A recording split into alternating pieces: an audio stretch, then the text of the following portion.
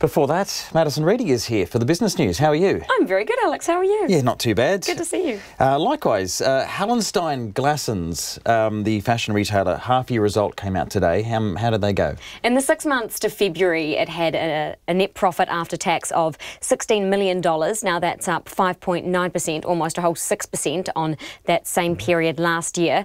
Its sales were up to 3.1% to $151.3 million. So both of its brands, Glassons, the fast fashion women's retailer, and Hallenstein Brothers, the men's fast fashion retailer, both of their sales were up around 1.5%. So that's a pretty good result for the company Hallenstein Glassons. Now that's also despite retailers experiencing some pretty difficult trading conditions over summer and the Christmas period. Now that was seen in Glassons, Hallenstein Glassons' result in its gross margin. So it actually did make a smaller margin off its apparel that it sold. That's because it had to discount it over the summer months. But it does say it's going to keep investing. It's going to keep investing in its online website because sales there are up too.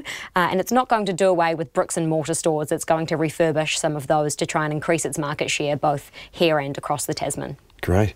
Of course, business confidence survey yesterday, meaning the consumer confidence survey, is out today. What are the results there?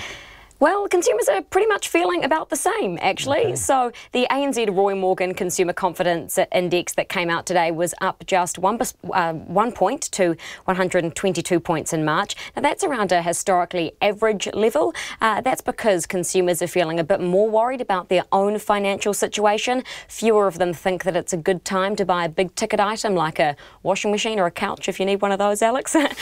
but more do expect that they will be better off financially in about a year's time. Now, interestingly, Aucklanders were the most confident. Their confidence level was at an annual high, the highest we've seen in the past year. But on the flip side of that, Southlanders and Cantabrians were the least confident in the country. Now, to note there, the results on the Consumer Confidence Survey did come in through March, right up to the 24th of March. So some of the results did come through after the Christchurch terror attack. So that probably played its part there too.